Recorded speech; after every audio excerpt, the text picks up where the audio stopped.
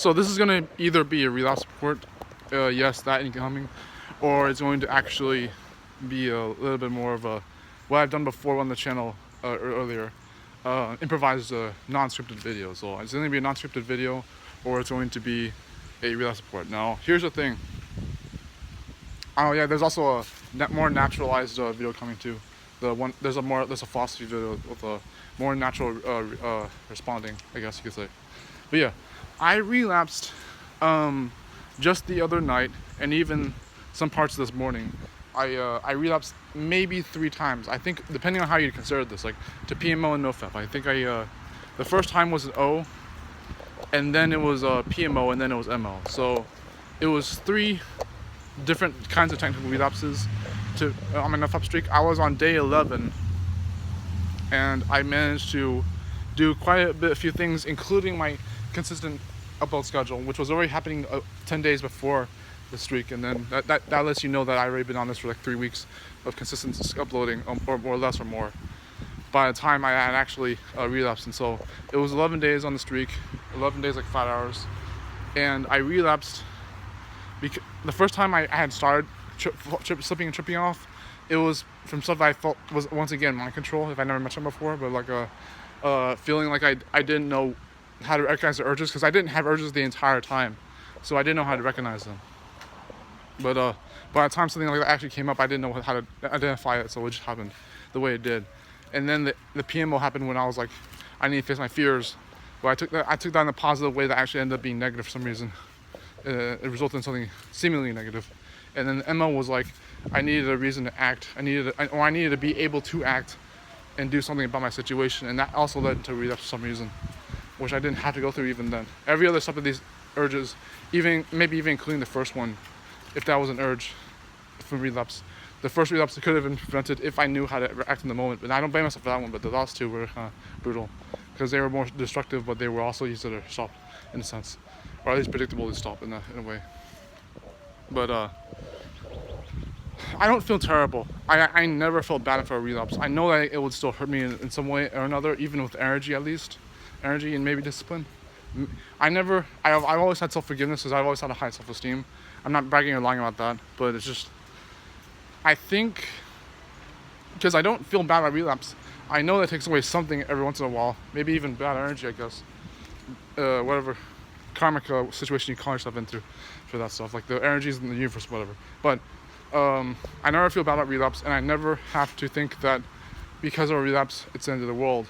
But there are things that kind of substantially could suck in the meantime while I'm recovering from it. But just like for today, I'm actually having a really good day of raid today, even after those relapses. I'm picking back up, but that's more than enough to tell me, at least, because I know I'm doing a good job right now, but I just need to be on my toes for everything else, I guess, and take care of myself. But the thing is, there are things I can say that were benefits and downsides from either end of that stuff. Like, the downsides I could explain later in another video, but not even just from relapse, but also from the actual journey itself, of actually holding up against the burden of addiction like PMO.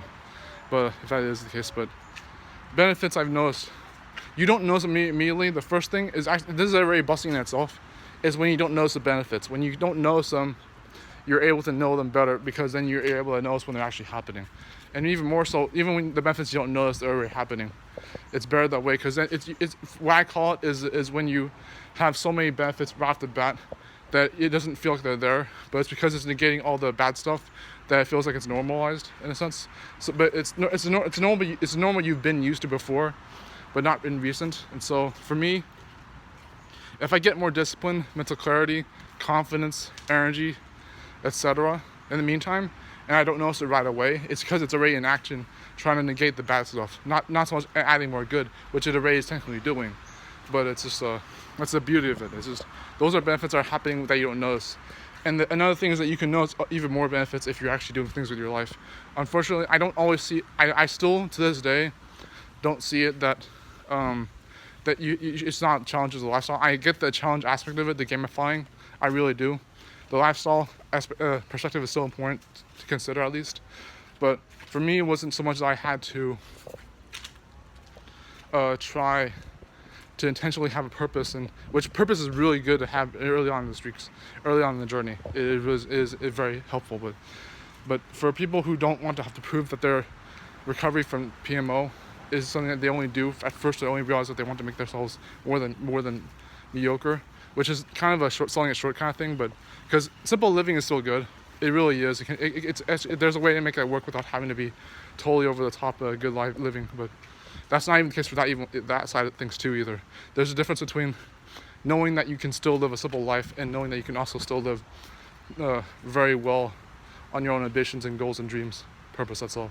Purpose is good whether you live a simple life or not, but you don't have to make it that you have to do something every time you're like to the extent of even Nofap. You don't have to make it that you have to do something every single time you're on the journey. Just make sure that you have something in mind to remind yourself that you can still make things work. And that's where the purpose really comes in, is knowing that you can do things in spite of your struggle, and know you can do them gallantly, or maybe even softly, and you can just make them work. So it's just I'm gonna run out of battery very soon, but I'm gonna keep talking until it runs out. This is probably the title of the video. Was the title was gonna be just I'm gonna keep recording until the video stops. That might be the title, but yeah, we're gonna see what time we got left.